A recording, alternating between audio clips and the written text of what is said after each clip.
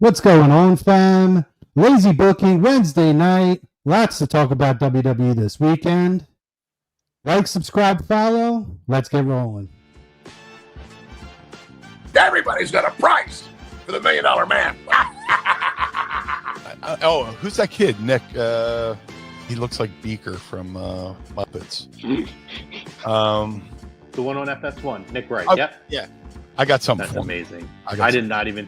I love that. If I get 5 women and they're all in the same room with me, we're going at it at 110%.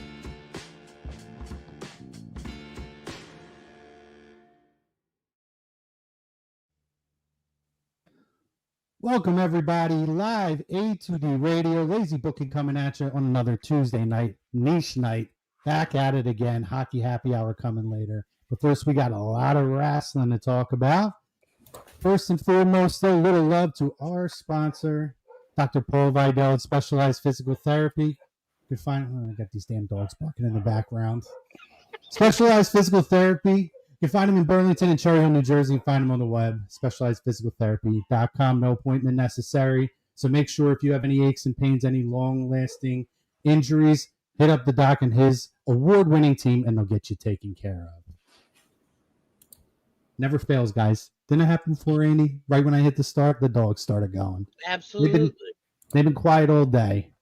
But anyway, welcome in, guys. Once again, I am your host here, Chrome, for Lazy Booking. Happy to welcome in my opinion, an absolute all-star panel here today to talk about a huge weekend for WWE. You have myself over here.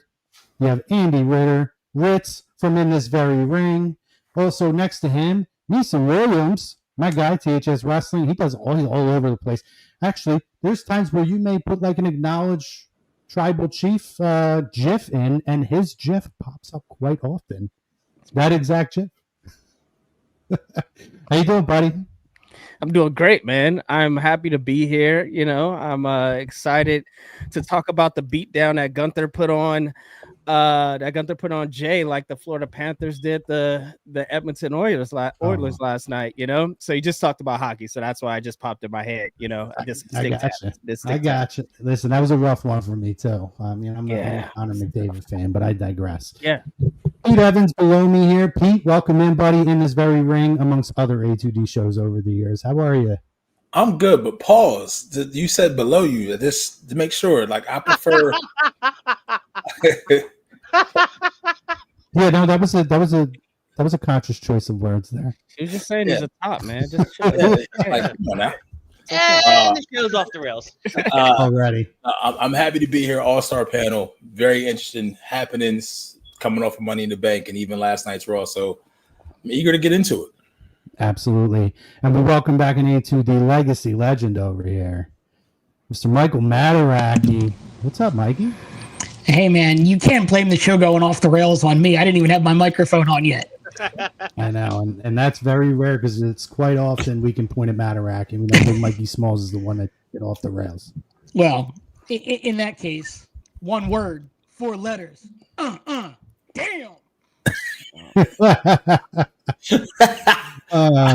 Guys, it's going to be a fun conversation. I know. It's going to be a fun conversation. But let's hit our opening topic, again, brought to you by Specialized Physical Therapy. Last night, Monday Night Raw, full of surprises, but I think none more so than the main event. So let's dive into it. WWE made the correct decision, changing the World Heavyweight Championship from Jey Uso to Gunther. Do you agree or disagree? And anybody out there in the chat, watching on YouTube, watching on X, watching on Facebook, please chime in on the conversation. Any questions, comments? You want to get in on this conversation? We'll pop your comments up here. And I'm back. We'll pop your comments up there, and we'll get it rolling. But Andy, why don't you kick us off here? Everybody started spinning on me. I don't know. Go ahead, Andy. Kick us going. Man, so I still haven't figured out where I landed on this, because if you've watched me on In This Very Ring talking about Gunther's title run, it was just so lackluster for me the entire time until he started feuding with Jey Uso, and we really started to see more of that emotion and more of that depth building with his character. And I was hoping we were going to stay with that. The stuff with McAfee was really good. But now here he is champion again. And while Jey as champion just kind of, he'd always get the crowd involved and everything like that. They hadn't given him anything of real note yet either. So to say it's a good decision or not, I don't know. Right? But I don't agree putting it back on Gunther. Right? So to answer the poll question, I disagree. I don't think it was a good idea to go back on Gunther when he was just starting to add this new level of his character and really start to see this flourish.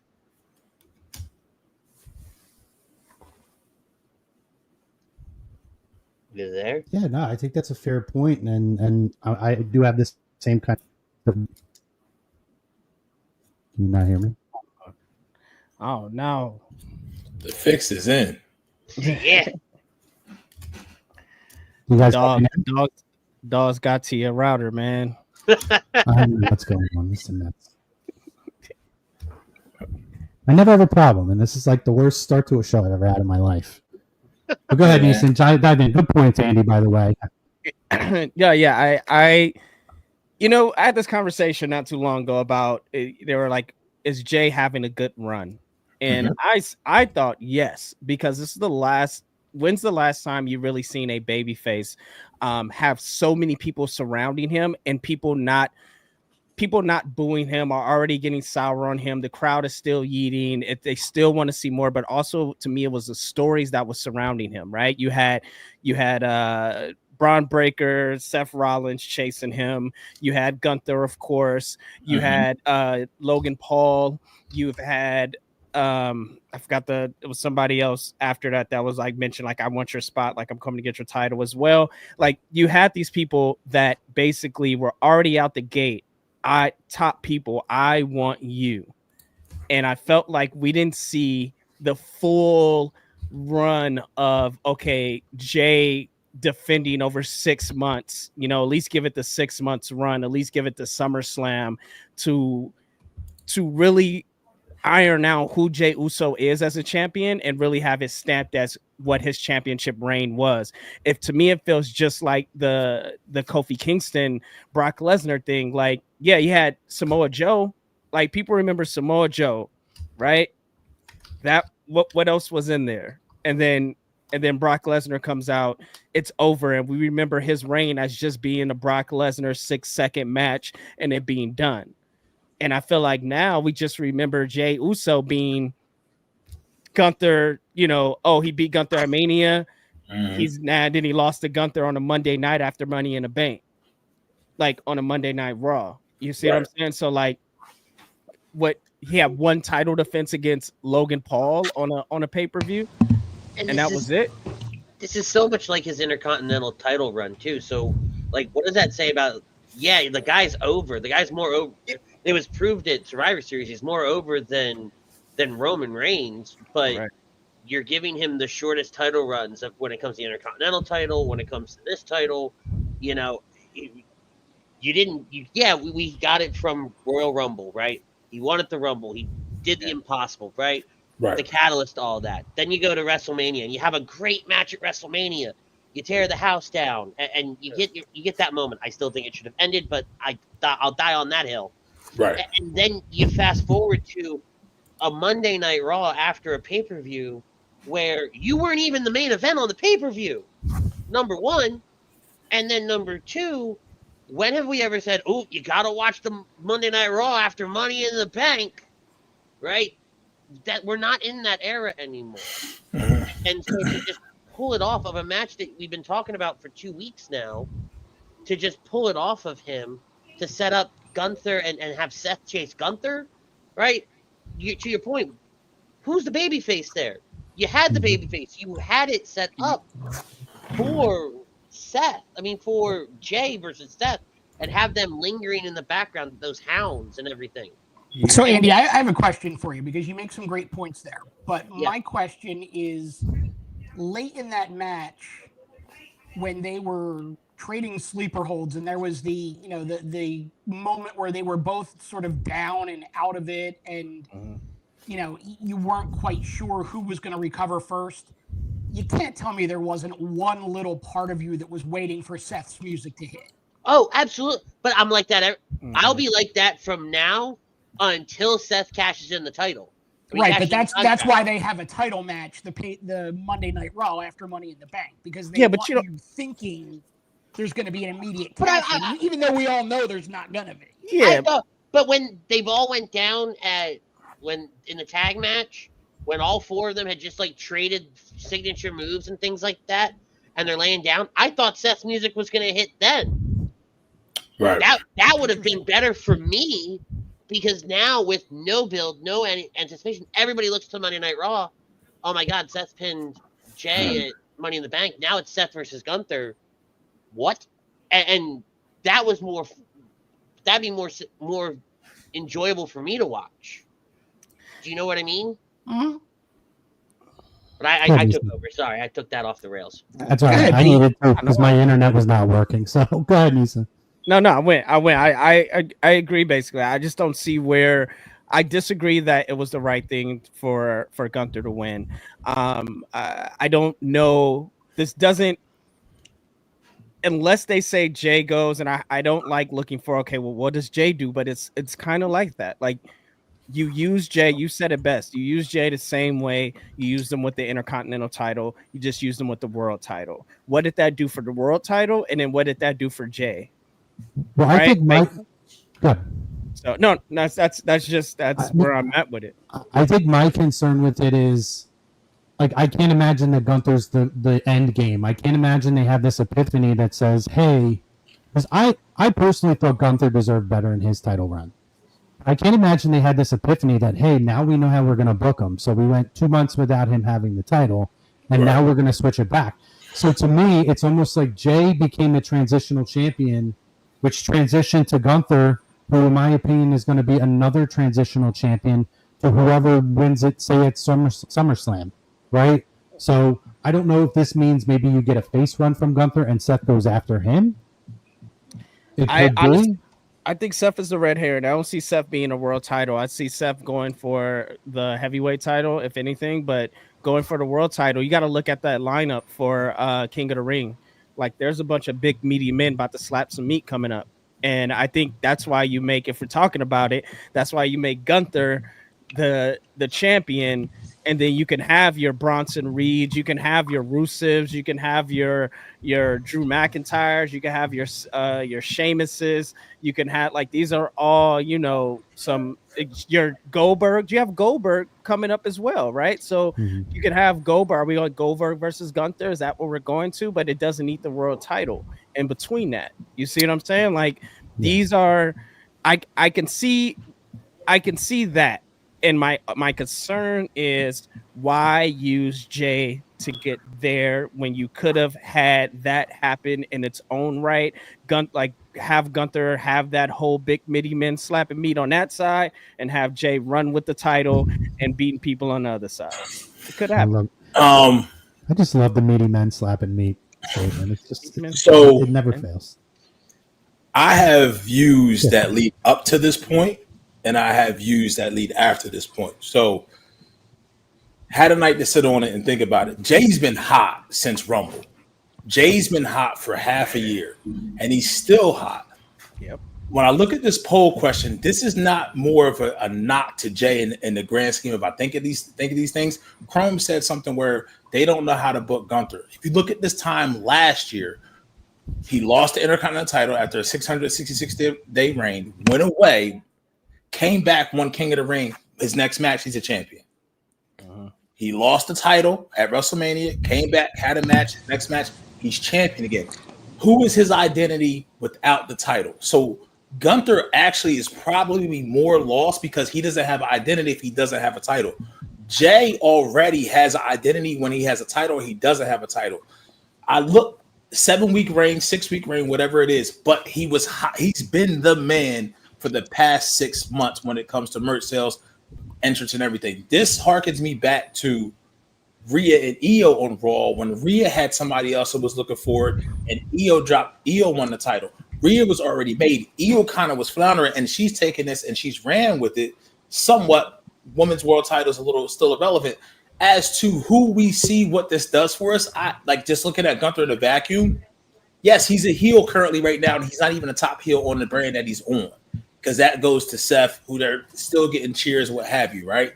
But there's not a lot of faces on Raw that I really want to see him go against. I think essentially the mystery man is either going to be, or it's going to be Goldberg, and then Goldberg's going to win King of the Ring. He gets to SummerSlam. They need to sell something because they need to have 2 nights of main events, because it's a 2-nighter. Goldberg wins or Gunther wins, Seth cashes in, or what have you, whatever happens, right? Do we like it? No. Is Jey truly hurt by it? In a way, yes. In a way, no. Even with Braun took a step forward after he won back the Intercontinental title. Jey necessarily doesn't need the title, but we like him to have had the title and had the title longer, of course. But it is really dependent. I think once again, this speaks volumes more to where Gunther is and what they view him as versus where they view Jey. They view Jey further ahead, not just because of, and this is a single star, not just because of his tenure in the WWE, but because they see the reactions, right? And Gunther, without the title, he's floundering. Right now, if you would have had Rusev come back and have Gunther talk all that, I'm this, I'm that, Rusev come in and he just looking back face to face, then you get that, like Neeson said, the big meaty man slapping meat, right? That's what you get. I would love to have Rusev as a face right now, but now he's already involved with something with Sheamus. So it's I don't know if transitional is the right word. It's almost, you could say it's more efficient in the roster, because Jay's going to be okay. If Gunther didn't have the title, if Gunther loses that match, what do you do with him at that point? He's been on the roster how long now? I know, but so all right, so do we want to open a can of worms here? And real quick, Brad down here, Brad Kryson, thank you for your comment. Checking in. Let's talk about Jacob Fatu Tournament Solo. We will touch on that shortly, buddy. So please stay tuned. And anybody else, love the comments. Keep them coming in. We'll try to get to a few of them as we go along here. If we want to open a can of worms, right, and we're talking about what Gunther's run was like, and kind of the same thing with Jey, right? You look at Jey and you're like, okay, like, who are really his opponents that he has? Like, are we talking about an issue where they don't know how to book Gunther? Because they booked him perfectly as the Intercontinental Champion. So is the issue that there's not enough top talent at the top of the roster in the main event picture, and their mid-card, which for so many years was essentially, I don't want to say it was meaningless, but it was very, very blah. Like, is that the issue now, where we've transitioned to the mid-card is back to being like the hot division? Chrome, I hate when you and I share a wrestling brain. It kind of is. That's what I'm looking at, because he was unbelievable as the Intercontinental Champion. It's why it made sense to put the title on him at this point. Right. So here, my thought on this is, I actually agree that it was a good move to take the title off of Jey and give it back to Gunther for 2 reasons. Number one, if Jey can get that title back at SummerSlam and they elevate him by giving him 2 victories over Gunther, then for me, it's a good move. Mm-hmm. And let's also sort of think back. I mean, obviously the name of the show is Lazy Booking. What is some of the laziest booking that WWE can do? It's booking 101. The money is in the chase. The heel is the champion. Yeah. Mm-hmm. It's, it feels very lazy, but to me, it just seems like they are setting up to have babyface Jey Uso, or perhaps maybe babyface Sami Zayn, win the world title from Gunther at, night 1 of SummerSlam. And then, who knows if it's going to be John Cena, CM Punk, Cody Rhodes, Seth Rollins, Goldberg, your sister's ass, whoever is the, in the main event of night 2 of SummerSlam. But it's, I feel like this is just a, another example of lazy booking, that they know that Jey is going to be over to the hilt, whether he's got a title or not. Yep. Pete, to your point, the loss doesn't hurt Jey. Nope. In fact, it probably helps him, because it makes him the the sympathetic babyface all over again. He lost in front of his son. Yeah, exactly. He lost in front of his son. He is the absolute sympathetic babyface. I'm going to add on to that, and I know Neeson's like biting his lip over there. He's got something to say, but let me throw this in because maybe I'll give you a little more fuel to your fire. Yeah. I want to add to that as well that I a lot of what you said, Mike, I'm in with. My view of how this is going to go, I'm going to also agree to this poll, and I don't think that I did when I developed the question. Mm-hmm. But I was borderline, and also hearing the conversation, I do look at Jey, and we talked about how over he is. He's lost zero steam. If anything, he gains it. I don't know that this loss really hurts him in the long run. Short term, I could see why it would look that way. I really, truly believe the end game is to make Gunther a monster babyface. And I believe it's transition. And at SummerSlam, whoever he goes against, right, you could do heel versus heel or however you want to do it and put somebody. But I think Seth cashes in on him. And at some point, we're going to have a draft. And it wouldn't shock me if Roman ends up going over to wherever Seth, even if they keep them apart until SummerSlam, Roman ends up on another brand. Those two end up going back for the title, and Roman ends up getting the title back either at Rumble or at WrestleMania. Honestly, I think that's going to be it because I don't know if we're going to get Rock next year. So I think Roman and Seth as a main event, the two former Shield guys, is the long game here. And if that ends up being what this is, although I don't like transition champ to get to there, the end justifies the means for me. Go ahead, Neeson. It's to me, you need the story, and you don't need the title to make the story. The story should make the title, and that's how I always view great wrestling for me. And so with Jey, like you said, the obvious, they're going to make him and build him up to probably headline a SummerSlam night. There's no story. They killed the story there. Like they killed it. Like unless they do, because remember, Gunther didn't have to do anything to get a rematch. He beat up Pat McAfee and then came out and said on June 9th, I'm fighting you for the title, so you better be ready. Like he did nothing. There was no story there, nothing. So now not only did he beat him with no story attached to it, where he says like, I have to get my come up to something. He didn't attack him after. It was nothing like that. It was done. That's it. It's over. Left Jey in a ring, and now on to the next thing. And to me, it makes Jey is over. Like but it makes him like Sami Zayn. It makes him like Mankind. It makes him like any other top tier mid card that could play main event babyface and always get a sympathy pop. Right, but you're never really sniffing that main event actual title chase that you should really be at. But is it the worst thing to be Mankind, though? He's a Hall of Famer, and he's to this day one of the most beloved. I think at the end of the day, it's not, right? It's not the worst thing to be Sami Zayn. It's not the worst thing to be Mankind. Like, if we're talking about anything, Sami Zayn is probably the next smaller baby face that's going to be primed up to beat Gunther, but you have the big guys right there. And we seen it happen in NXT Black and Gold towards the end, where they started shifting to the big guys with Karrion Kross, and that's what Triple H and Hunter wanted to build out, right? I mean, Triple H and Shawn Michaels wanted to build out. We seen it on Raw and SmackDown over the years. The same thing. Your champion has to have that same kind of build or lineage to whatever they need to run through, whether they're good or bad. So I see Sami Zayn being the baby face of that, but that means, again, where does Jey go? With nothing. Well, and Pete brought it up, right? And we all kind of glazed over it when he brought it up. That Monday night, there's that fatal 4-way with the mystery man on Raw for the King of the Ring. And I love the Roman answer. I hate the Goldberg answer. Right. As I'm sitting here, I like the Karrion Kross answer too.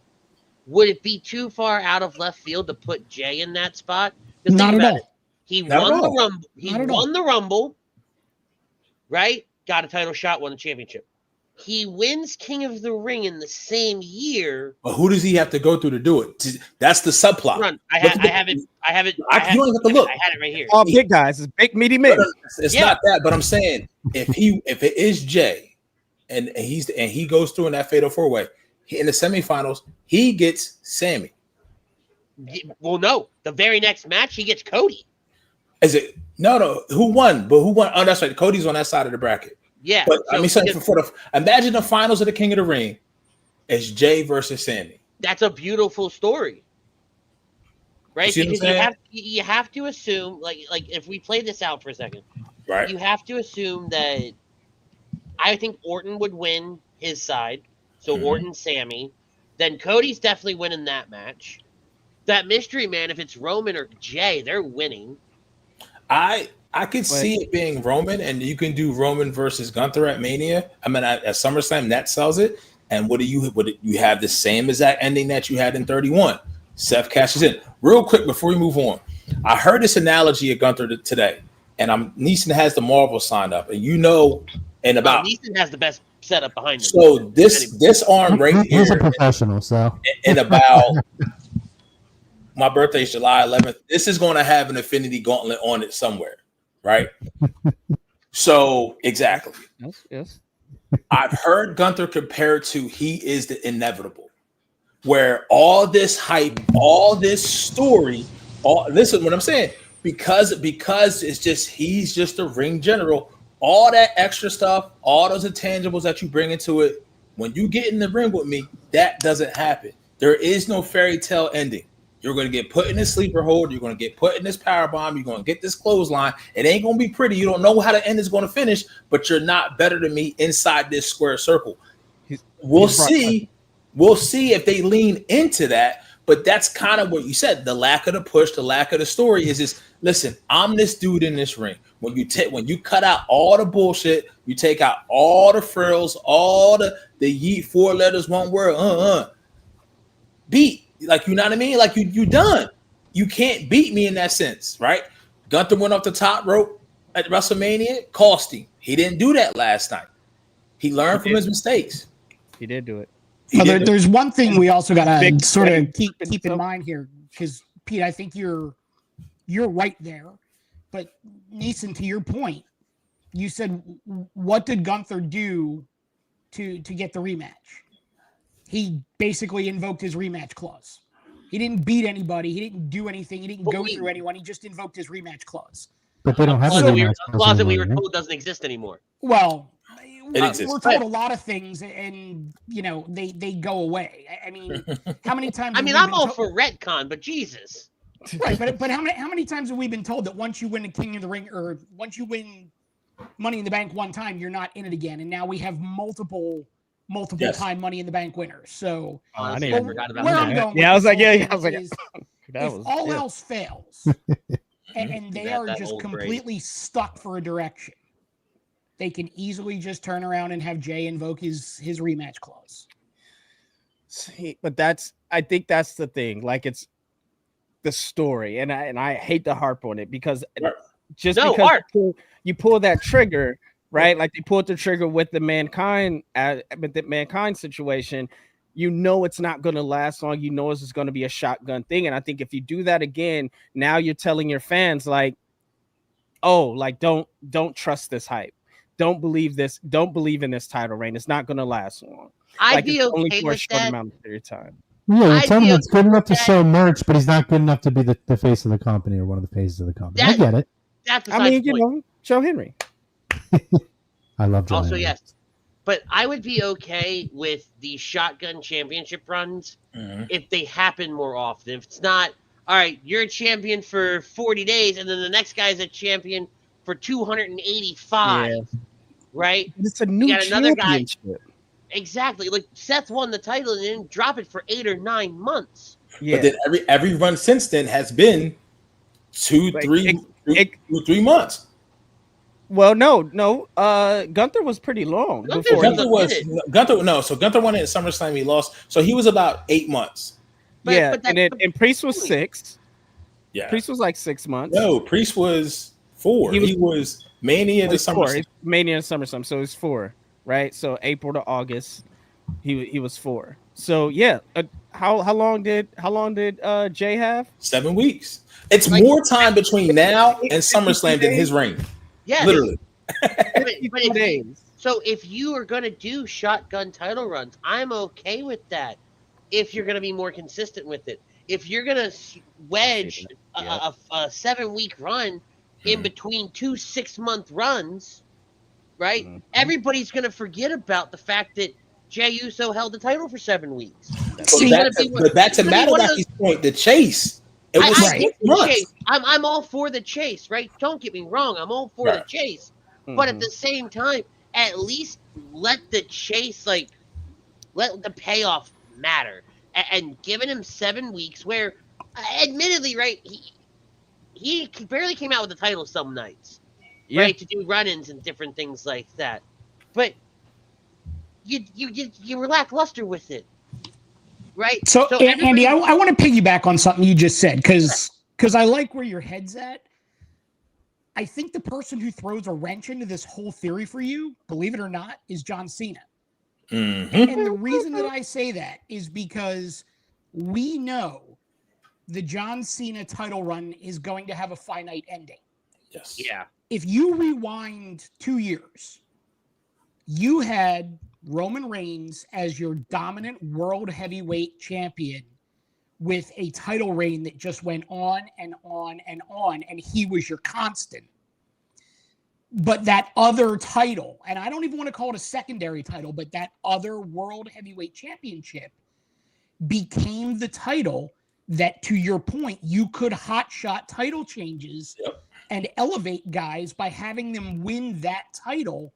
And it didn't You didn't do it. It didn't bring the title down at all by hot-shotting it because you still had, the tribal chief who was clearly at the top of the food chain company-wide. That right there, everybody's not Roman. That. Everybody's not Cody. When you have that guy, you strap the rocket to him and you have that guy. Mm-hmm. I hate to say it, Jay's not that guy. Jay's not. No, you're right. You're absolutely right. Yeah, you know Pete, you're spot on. But I think to Andy's point, you can hotshot title changes as much as you want if you have a guy on the other side or on the other show who is still that dominant, constant champion. And you're saying Cena kind of is that, but isn't that? He's not, because we know that there's a finite end to his reign. His name just came up. I think Neeson said his name. He clapped. His hill to the TNA World Championship was crazy. Mm-hmm. How many close calls did he have? Look how short that lasted. Not even. You see what I'm saying? Because the money's in the chase. Well, I see, but Henry doesn't need it. The money and the story is in the chase. We don't like it. Right. I don't believe it. Agree with that at all, right? I think it's lazy. Either you like it or you don't like it. Learn to love it. Yeah, it is lazy booking, right? Because it's like the time-old tradition of we've seen it and we will never stop seeing it. But listen, it's going to be really interesting to see where we go from here with Jey, obviously with Gunther. I think this is definitely a topic we'll be revisiting quite often. So let's transition here, not transitional champion-wise, and let's move into Money in the Bank. Let's hit some of the highlights of this. Obviously, the card opens up. We have the women's match. Naomi ends up winning this Money in the Bank match. I don't know how I feel about it because I love Naomi. I don't love. I can't get past the Owen Hart attire though. But I do like this version of her. I do know she's talked very openly about approaching the winding down, but she would like to start a family. So I like seeing a heel run, like a legitimate heel run from her, and she's been in a lot of these matches. So I get that. So many of these young rookie people in here, maybe it's, hey, they could take a loss and it doesn't hurt them. I think we could have maybe not had a Stephanie Vaquer or anybody like that in this match necessarily and waited to maybe bring her around after the match. But overall, I love Stephanie. Listen, I love her. We got it twice in one day. I'm Yeah, laughing at Neeson. she's a tremendous wrestler. He is so offended. He's My so hurt. God. My thing is, listen, they brought everyone that they brought up. They basically threw in this match with Yep. Naomi. Completely And hot-shotted them into the match. And I don't like that because I feel like Stephanie should be on this. They have done such an amazing job with her in NXT. Yes. Honestly, coming onto the main roster, even better than I think the position that Charlotte, Sasha, and Bayley were in. I think they've made her an absolute monster. And I know it's a Money in the Bank, so it's fluky, but I don't like the idea of she loses out of the gate pretty much. And that's my issue with it. But that aside, I'm very interested to see how this goes for Naomi because I do think she's a very intriguing character. Yeah, I gotta kind of lean in with Chrome on that one, right? I wasn't super excited about Naomi winning it. I think she's just kind of getting started with this true heel run, right? The attire's god awful. I'm sorry, it's just awful. So she do yellow with the black instead of the black with the yellow? I don't know, man. I don't think the caution tape's necessary. I think it's abysmal. But Spell I just that. think it's very Owen Hart. But maybe that's one of her influences. I don't know. And maybe, right? But that besides the point. You know that? A bunch of nuggets. Let me tell you. Shut up over there. A bunch of nuggets. Right? But Not a nugget. What I have the biggest issue with, and I can't get past it, Alexa Bliss is back. Oh, they're fumbling that. She came back at the Rumble. That's another one too, yeah. Right? She's in this match, doesn't win. What are you doing with Alexa? Right? You have her do these weird little like talks with Charlotte Flair, and that maybe that's going to blossom into something wonderful. I don't know, but probably easily the most over woman in that match that people would want to see hold that and have the most fun with it. I don't think Naomi, unless they pull a rabbit out of their ass, I don't think she's going to have as good a run with this briefcase as some of the other people in that match could. I think she cashes in quick. I think she has to. She has to. Her cashing has to be quick. So I know in past years we've talked about who needs a Money in the Bank win. And I actually do think Naomi needed the Money in the Bank win. And that's where I can agree with it, Michael, by the way. Yeah. I also think LA Knight needed the Money in the Bank win, and we see how that turned out. So LA Knight needs to go to Raw immediately. No. Yeah. But Chrome, to your point with Naomi, like to me, it actually makes the most sense for her to win because if she doesn't win, what's her storyline? What was the ideology shift for? What's the caution tape for? What we see with her from a presentation standpoint, but we're not seeing with Seth. His ideology changed. Naomi, we got completely new music, new gear, whether we hate it or we love it. It's completely new, a new edge. And you have to justify that and validate that for some point. Hell, we may get into it later. We just seen a dude cut his locks off. You know what that means to somebody? I don't know what's left of the locks for the past 30 years, but he cut them off. If you've seen Neeson's, he can totally understand. You can see out the back of his hat. But what that means to someone when you do that, what that symbolizes. So that lean into it, she had to win. And now my fearfulness is every woman that's cashed in has been 100% successful. Yep. All right. They made it a point to say that during the match. Yeah. Yeah. And so I don't know if Tiff does she cash in and do we get a Jade run in that cost her or Bianca? That. I don't know. They said the same thing though when Tiff had the title. They made a big point when Tiff got it because you and I talked about this at length, right? Tiffany would fail. Tiffany will fail. Tiffany will fail. Not because we didn't believe in her, but they said it enough times to where it's like, all right, we know how WWE works for the most part, right? They're setting us up to say, hey, we're going to tell you she's going to win. She's supposed to win, but she's going to be that fluke, right? See, I think she actually cashes in on Io Sky. I think it's lower hanging fruit. But they've already did the draft. Have they formally done the draft? No, they have not. They haven't done a draft yet. and the disrespect that you guys have put on Stephanie's name. Whoa! The devil's I'm kiss. with you. Look at devil- this guy over The here. devil's kiss is the ginger greatest dude over here. wrestling move of all time. But also, just if we're talking about that match, and I get your point about the new girls going up and they're losing well, but I think to me this was the best way to showcase them without quote unquote giving them the loss in a sense of Like not singles hurting them. matches. No, that makes Right. sense. Like, That makes It was sense. the show, and you were putting them with, right next to Rhea, which Rhea, like it or not, she's like the hottest shining star they have. And when you have them working and Rhea's selling for them, Rhea sold the hell out of for Roxanne and for Stephanie, right? So if you have Rhea working with them, it automatically gives them the rub, in my opinion, and like it makes them feel more of like, oh, they're meant to be here. Now, granted, we know they're meant to be there, but it really shows they're meant to be there. But the person with the story and the person that needed it was Naomi. And I don't understand how you guys don't like the Carmella inspired with the caution tape thing, with the caution tape, the money with the caution tape on it. She had the money. When she first won the Money in the Bank, she had almost that exact same outfit. And all they did was just add the money around it. The dimensions is different. Yeah, well, a lot different. In all the best ways. But yeah. So to me, like, her winning was the best thing, and I hear that of like I thought the same thing with the 100% thing and the women's cashing in. They always got it.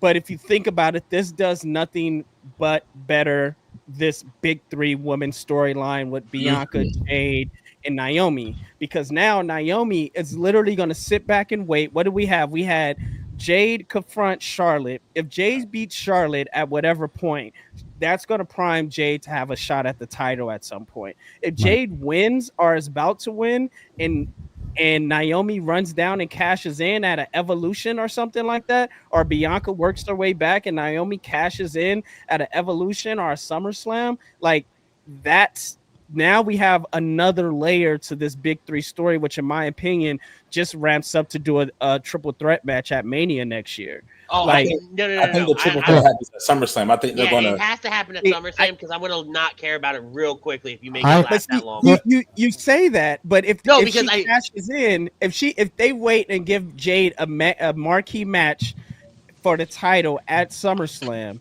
if she beats Charlotte, she goes through Charlotte, goes to somebody else, gets to Stephanie, has Tiffany, beats Tiffany at are about to be whatever it is, and Naomi does a run in, does a Seth Rollins run in and beats Tiffany for the title, beats Tiffany and Jade. Now you got another 6 months out of that. You can do that at Evolution.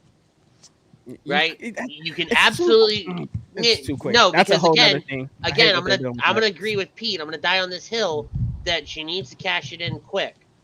I don't think she does. I think she needs to develop the character more. Yeah. Yep. I agree with so. that. Great. Yep. Great opinions. But I'm still gonna keep rolling here. She cashes in at Evolution, and then you do the Bianca, Jade, Naomi triple threat that I was supposed to get back at WrestleMania. When it was primed and ready to go, you do it at SummerSlam. It's still hot. Make my head hurt. You're building three different people individually. Like, Bianca is gonna rebuild her baby face since just being injured and being run through everything. You're building her. Naomi is becoming a real heel. You need a solid heel out of this. Like, and Naomi needs to become that. So now you take that time and build her. And how you build her to solidify, like, okay, like our major, you have Jade cost SmackDown. She should not. I don't agree. I don't agree with that man all that often. But now, out of fierce spite, I might. Well, he didn't even spell her name right at all. Yeah. Well, but he doesn't spell much right. So, but let me make something very clear here. I am notorious for when I'm wrong, I will come on the air and eat crow. However, you eat a lot of crow. Why do you think I look the way I do? However, when I'm right, I expect to see you all the Monday after SummerSlam. Okay. All right. Can I ask a favor? Yeah. Can we just take Jade out of this conversation?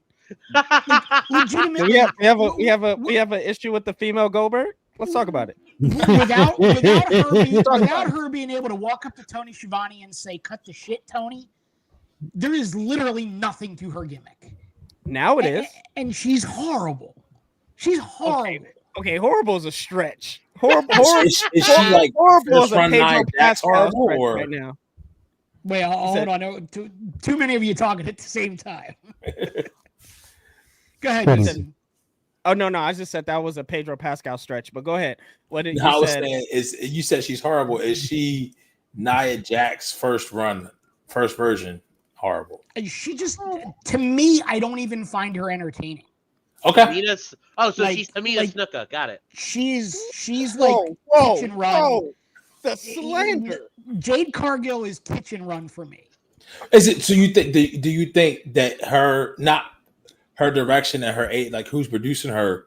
They're just relying too much on her looks, because I think she's decent in the ring, but they're not giving her enough time to talk or say cut the shit. So you want me to be real honest about this, because it's going to set all of the AEW bots off. Yes, do it.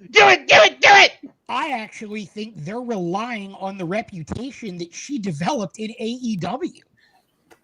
I can see that. The fact that she went undefeated for so long. Well, that's why you brought her in, so of course you are. As their competition, but I feel like the myth that is Jade Cargill was completely developed in AEW. But that's why you bring her in, because of what was developed there. It made her a desirable asset. But I don't think they've done anything to elevate her. Look. I know this is not even subjective. This is actual fact. They have we just seen her promo that she cut, or just the backstage segment that she had with Charlotte, to me was her best on mic segment she had in a very, very, very long time. Okay, and that's fair. That's fair. And it really showed, like, great when she's standing next to Charlotte. It's okay. This could be a money match. And again, I think what AEW did well was that's why I joked about the Goldberg thing, was they kept it short. They kept her matches short. They didn't want to see 5-star matches. They kept it short. She was big, she was buff, she was tough, and she was pretty. Great. Do your big boot, do your moves, and then do your kiss of whatever it is. I forgot what it is, and get out. What WWE is like, look, if you work this main event, you can't be the 5 minutes in and out. Right? Like that's what you can't. But we're gonna put you in, which I thought that was my whole campaign. I was saying put her in a tag team, and a friend Flobito was like, no, like she doesn't need to be in a tag team. I'm like, yes, she does. She needs to be able to learn. She was more insulated when she was in a tag team. Yes. But you're able to learn timing and learn match structure. She's only been wrestling for 2.5-3 years, right? Right. So she's only been wrestling 2.5-3 years. And she's been in a tag team pretty much her entire tenure in WWE. Yes. You really putting her in the ring with Charlotte at this point? No, but what you can do is put her in a triple threat with Naomi and Bianca to insulate her even more, but she doesn't have to do much. Yep. I think with her going against, you brought it up, Nia Jax. Now, look, I'm biased. I think as a person, Nia Jax is an incredible person, and also as a wrestler, she was not a bad wrestler. I think she got caught up in a lot of different things. People over rotating when they shouldn't rotate. It was a whole bunch of things, and she's a bad wrestler. The one thing that not saved Nia Jax was always her expressions and her selling, and to be able to be larger than life. And I think once Jade figures that, which I think she's almost there, right? I think in AEW she didn't have to be that, but I think she's almost there, and I think she's almost there to the point where she can work that main event selling style, like I don't mean to link the skill level together, but the selling level together, like a Roman Reigns, like Roman Reigns was when he was younger, when he was 20 whatever, back when he did 31 at Mania, when he wasn't technically that good, but he was selling his ass off to be that good, and he learned how to work that main event. Like Rhea Ripley, same thing. She learned how to work that main event with Charlotte back in the NXT when she had the Mania inside of COVID, when she was dressed like Vegeta. right? But she learned how to really sell her ass off to work that main event and come back up. I think Jade is at that point. And I think she could really turn it this year, this next 6 months, going into this next Mania is really going to be the turning key for her if they really put her in a ring with the right people. And I think people like Charlotte, people like Nia Jax, how they had like that match, and people like veterans that can force her to be like, stay your ass down, or now, hey, come back, speed up, slow down. Now we can get to that. And I think with the roster the way it is now, she could be able to have that, you know, because she didn't go to NXT. So I don't think she's bad. I not at all. I think she's a lot better than what people give her credit for. Yeah, I think that's a fair assessment as well. And all the points about insulation, and honestly, it's having the experience without having to carry the whole match, right? By being able, and she's gotten in the ring in terms of their tag team with so many different styled wrestlers. It's learning on the job. And is that fair to some other people who've gone through the NXT program or gone through their little NIL program at the Performance Center? Maybe not. But she went somewhere, she built a brand name for herself, and they made a significant investment in her. So they're going to try to get her out there and get her in the ring and try to maximize on that investment as quickly as possible. ROI. So I think at the end of the day, that's where that's at. Let's move on. We're just going to skip around here. The men's Money in the Bank. I don't know if we have to say a whole lot about this because I didn't think it was like, I think it was kind of predictable at this point, but just thoughts on the match. Because like for me, we talked about Seth and we understand where that was going, and it was the more likely outcome. Could they have gone to LA Knight? Sure, but I think Misa makes a lot of good points in terms of story. I don't know where the LA Knight story goes right after that. I just think the end game is going to justify the means as far as Seth goes, so I'm fine with it. I thought Penta came out of this looking like $1 million. Oh, $1 million. Yeah. Oh yeah. And obviously we got the turn mid-match for Jacob Fatu. Beautiful. So I think that's my two big takeaways. I think Jacob Fatu is going to be one of those guys who can be the absolute unbeatable. I think he's going to be what they wanted Braun Strowman to be in terms of a monster on a face run when they tried to turn Braun face, and I think that just kind of flamed out. I don't think it will with Jacob. So I have a question for you, though, Chrome. Yeah. Does Jacob turning babyface mean that at some point Roman goes back to the dark side? No. Because there is big money in a Jacob Fatu Roman Reigns match. Yeah. Yeah, but I think that's something you can do later. Yeah, so, there's a lot of other dominoes that need to fall, and we got to work through a lot of other stuff before we cross that bridge. So eventually, yes, I think we get there. I like what you said, and you even said it too, Chrome. Jacob with the face run. I don't know how we get there, because ultimately I think Saturday night's main event, July 12th, I think it is, or around that time frame, we get Solo versus Jacob for the U.S. title. After that, I think the same thing you said about Gunther, that's going to happen with Solo. If we got this mannerisms where he's mocking everyone and his personality is coming through, the whole crowd is laughing at some point. So I think this is just that fall where we get Jacob's turned his back on him now. He's going to lose. JC will probably turn his back on him as well. And he's starting to get more into that I don't know where we get Jacob, because Jacob can be truly a tweener. He doesn't have to change anything. He doesn't have to. He can. It works both ways. Yeah, like he can just live in that void of just, I'm this dude. You know I'm that good. I'm gonna bust your ass. If I don't like you, I'm gonna jump you every time I see you. What have you? Right. So he's in a very good place. It's just almost to this point, like, how long do you wait before you truly pull that proverbial trigger on him and take him to that next level? But I mean, right now the U.S. title he's done more with the U.S. title, and it's more credible than when LA Knight had it 2 times, and Shinsuke had it, and Logan had it. Yeah. The last time that the U.S. title had a credible champion like this, Bobby, maybe. And that's the point that I wanted to bring up with the LA Knight. a lot of talk about, what does LA Knight have to do? Like, he should all these things that I see online. And honestly, Jacob Fatu killed LA Knight. Like that's just what it is. He stepped into the babyface role that they wanted LA Knight to be in, and now he's up that with attitude, right? Like, so if you have that, if you run that, you have to keep. I mean, LA Knight can go against Jacob Fatu. They can go up for the U.S. title. I believe they did already, but they could do that, right, with this new babyface turn. But what does that really do? Like, what is what are you really going to have the crowd doing? Are you going to have them killing it? Are you just going to go back and forth? This is just going to be a babyface thing, or is Jacob Fatu really going to play that aggression role and really come out and smash LA Knight? I think that's out of the men's ladder match. That was my first thought of like, damn, Jacob Fatu killed LA Knight, but dope for Jacob Fatu because I can't wait to see where they go with him. And I didn't even think about Roman just because I think you get there at some point and it could be just for whatever title that somebody has, right? Like that's a thing where you want a title in between because just got out soon. Fresh out of work with the polo, baby.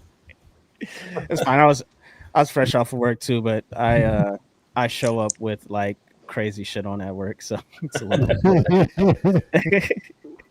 to say something. But yeah. So I thought the match was dope though. I thought the real winner like it was Penta, and I'm honestly curious to see him. Are they going to give him that Intercontinental mid card run, moving into a main title slot?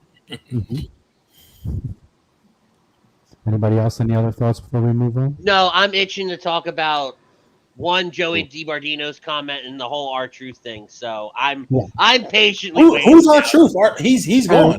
I don't know. Ron Killings. My Killings. bad. Man, I was on a plane yesterday for 12 hours.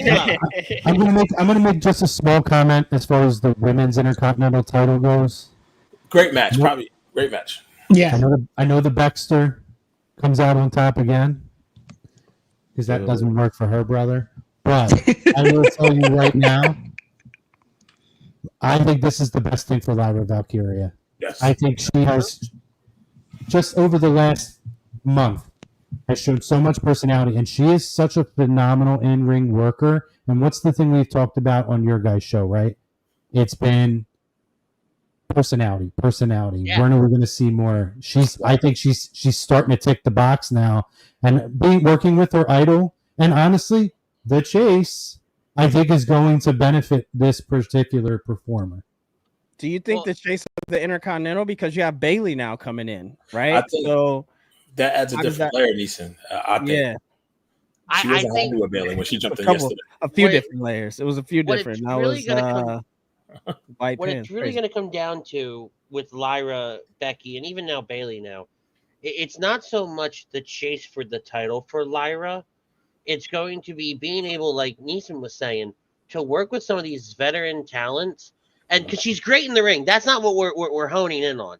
We're going to hone in on that personality, on developing that character, and really blossoming on the microphone in the, when you sell, showing, you can sell really well, but can you sell with personality? Can you let that character really flourish and really come out, more than just what's on the paper? Right. And that's what I think Lyra is going to benefit here. Because do I think Lyra gets the title back on her right now? No, I think somehow we filter it down to where it's Bailey, Becky, and they're really going for that title here. Then you get Bailey, Becky for the IC title at Evolution. That's a match. Probably. But I think Lyra wins here from being able to develop herself more. Yeah. Dude, question for you. Lyra's been on the roster now for 6 months, almost a year? Yeah. Do you me personally, everybody that was in, just from a personality and character standpoint, I already think Stephanie and Roxanne are ahead of her. Oh, 100%. I was not a Lyra fan. I didn't understand it. I didn't get it. When she came out, I thought it was a gimmick off of Tyra Valkyria. Okay, I can see that. I literally was like, what is this And then even when she came, I was really odd and just confused why they brought her up in the main roster rather than Roxanne at the time, because I thought Roxanne Perez was ready way before her.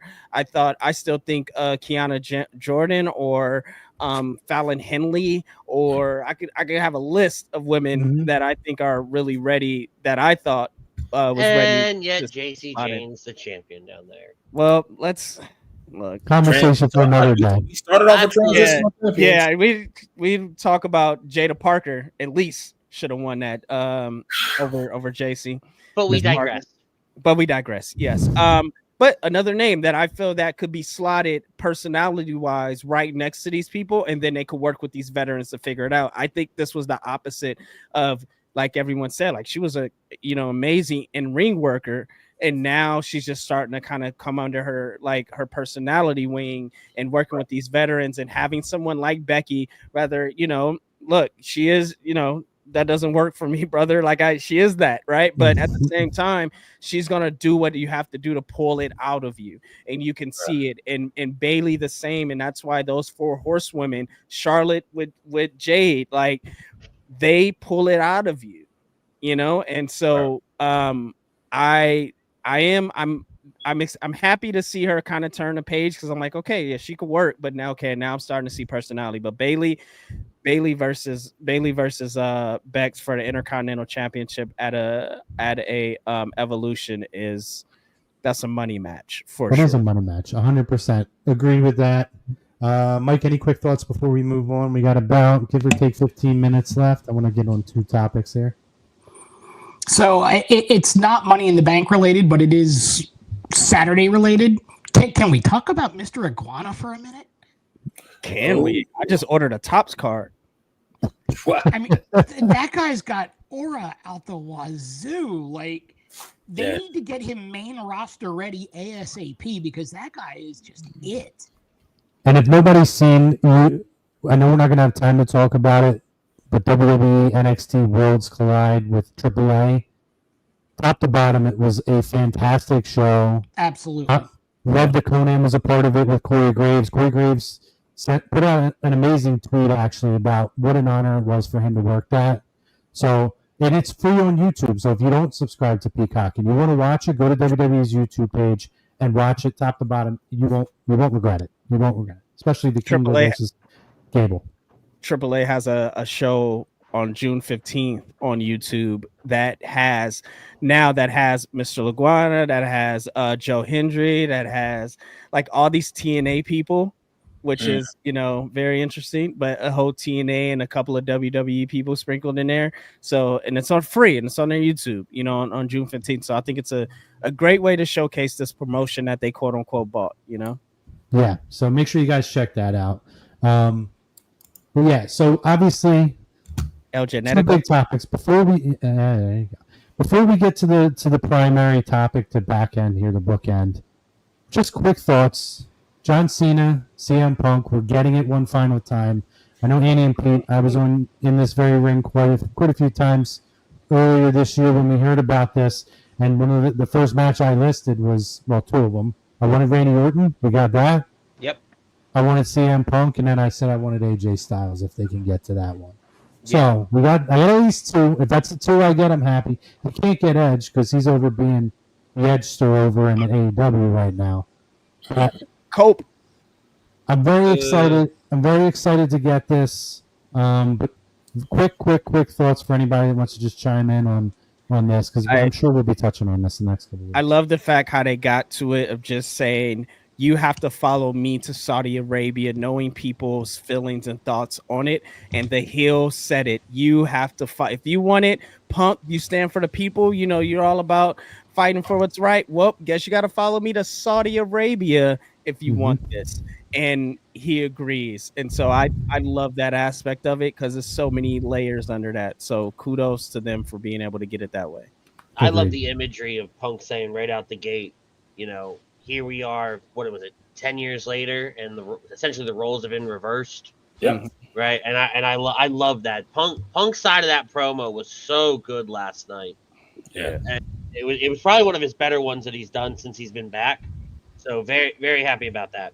And hats off to Punk because he was the first one that night to say Ron Killings before anyone else. We got Ron Killings. Yeah, you brought back Ron Killings. And hindsight, real quick, I could see Punk going over and Seth cashing. That'd make perfect sense.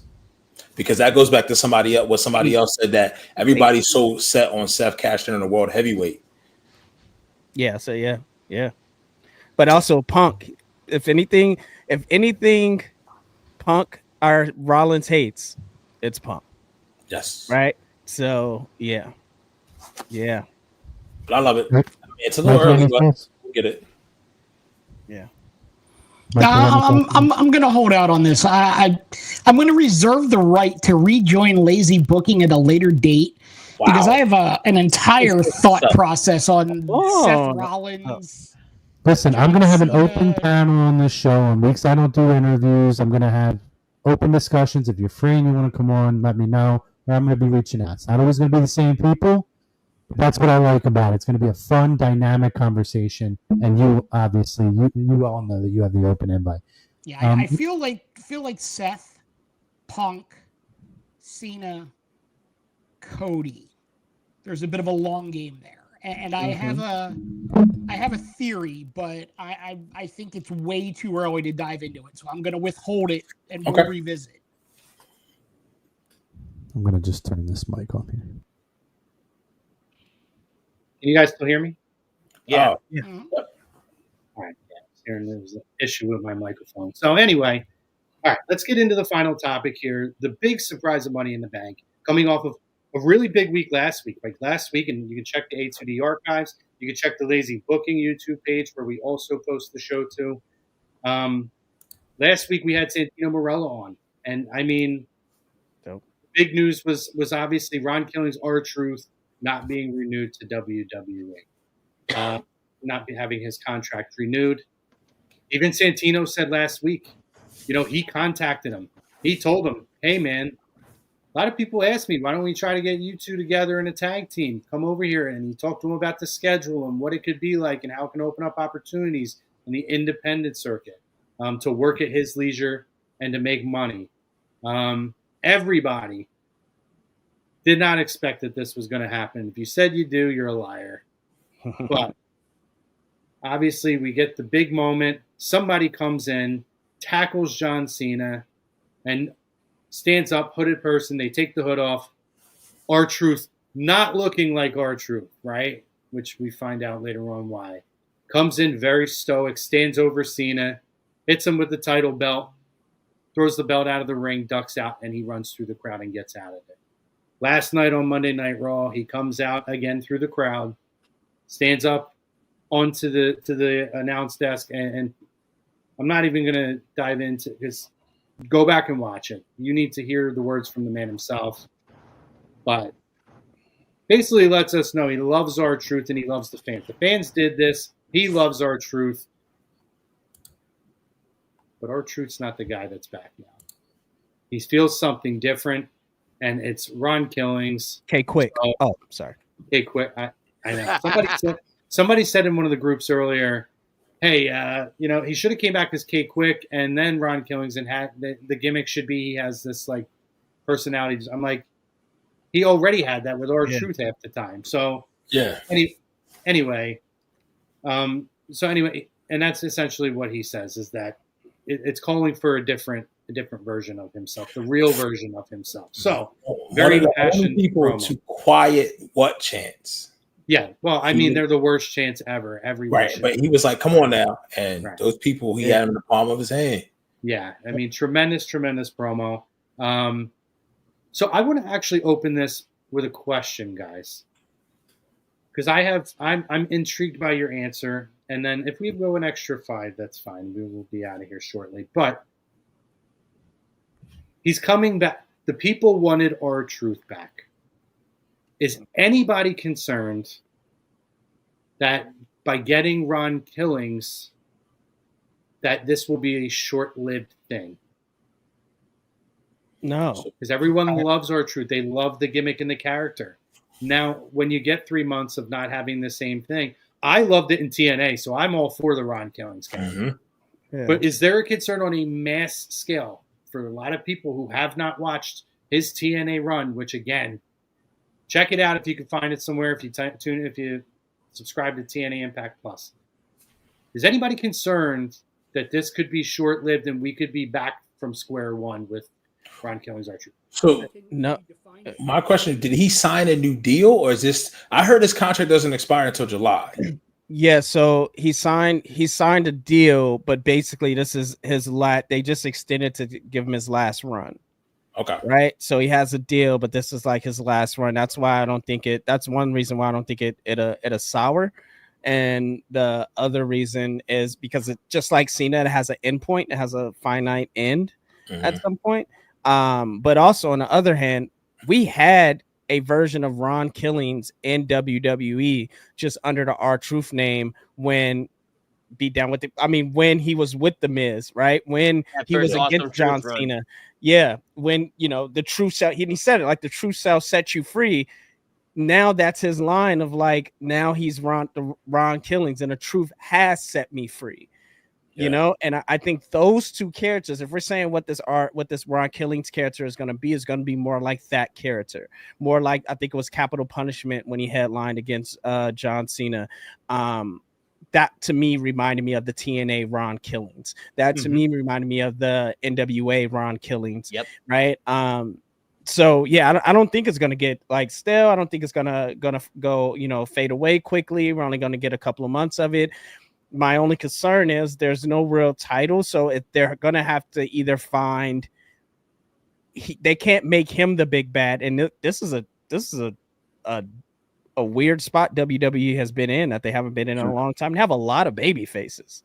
Yes. They have a lot of good guys, and like you can't turn. So if you're on, let's say Raw, Jey, Ron Killings, CM Punk. I mean, Cody's on SmackDown, but those three alone, before we get to Sami Zayn, Penta, like before we get to that level, like where do they? My only concern is where's the big bad that he has to kind of go against without it being a title, But that's the beautiful thing of this, right? And I'm because we don't have a lot of time left. I'm gonna go in the long form on my answer on Monday, on my show, but. I have a theory of what they're gonna do with Ron Killings, John Cena, and a whole slew of other characters over the next few months that just makes it a beautiful cap off to two incredible careers. All right, I'm not even going to give dropping my a tease in there, Andy. Okay. Yeah, I'm not even going to give my answer then because I'm afraid I'm going to steal Andy's thunder because literally right there in the same spot. Me too. And Neeson said it when he said the truth shall set you free. The catalyst for Killings is bigger than the title. Yep. Mm-hmm. What his goal is, what his role is in this last run is bigger than the title. Mm-hmm. So then, see now I want to talk about theories. God damn it. So here I will extend. Listen, the invitation. we have. Extend your invitation. We do have 8 minutes if anybody wants to throw a theory out. I will extend the invitation. We record Monday nights right after Raw. Come on. We're gonna go into it. Come on. Yeah. All right. I'll throw my theory out, but I won't expand too much on it because I don't want to steal anyone's thunder. But I will say that it is my belief that when John Cena finally loses that title, Ron Killings will have had some involvement. So I can see that. It is my thing is I think that's a great play now, right? Like I could see Cena saying, like, hey, like we can add this to the end of this thing, or if there's an end of this thing, right? Because he could just take it and run off and then they start a new lineage of a championship. But yeah, I'm interested in these theories because it's going to be very interesting with this Ron Killings card being added to this John Cena farewell tour end of the year mix as we're going into, we're a couple months away from Mania season. I call Mania season starting in Survivor Series because that's really the kickoff to WrestleMania Survivor Series. So we're a couple months away. Yeah, see, I'll give you my theory, and I'm going to try to hop on with you too, Andy, if I can on Monday night. Even though people will probably get wrestling fatigue from me, but my theory, again, I agree with you in that this character it's not about coming back for titles. Right. I think this is about who has made a fool of me over the last handful of years. So I think it starts with John Cena. At some point, Miz gets in the crosshairs. I think the Judgment Day could be in the crosshairs here. And it's going to be everybody who, at some point or another, made a mockery or embarrassed him. Gunther could be in the crosshairs. There's a lot of names that could be on that hit list. And I'm trying to remember, Andy. DIY? DIY. I mean, I think it's essentially this is going to be, I'm going to come in and show all these people who thought I was a joke who I really am. And was it Pete? Was it you that dropped his shirt in the chat that we have? I'm just trying to remember what that shirt had. It had Hold on, I have it in my other chat pretty quick too. So there's a saying somewhere on that chat where it's basically, give me 2 seconds to pull it up. I actually have it saved as a background somewhere. Of course you do. His new shirt? Yeah. No, the one Pete dropped in just has all the different. Yeah, it just has all the different versions of him. It doesn't have any words on it. But there is one with words on it. The Ron Killings. It says Ron Killings on it, right? Killings is the truth. Play what you want off the last name. It's so there's Killings is the truth, then there's Killing Spree, then there's We Want Truth. Killing Spree was the one I saw. I'm telling you, I feel my theory on seeing that shirt is my man's coming back, and before he walks away, he's going to make sure that he checks off a lot of names on that list that did him wrong over the last few years. Well, that's also a nod to his NWA World Heavyweight Championship run, the Killing Spree. Killing Spree. Yeah. The first one or the second one? I think it was the first one, wasn't it? The first one, yeah. The first one. Yeah, and this shirt, they're not even releasing the shirt for another month. Yeah, if he has a like they put in the chat hunting season, if he has like a hit list hunting season, like going into summer into the fall, it's like he's the Punisher. Yeah, you see this dude pop up, and then it ain't good. He gonna be Omar from The Wire. Shout out to Michael Kenneth Williams. Wow. God rest his soul.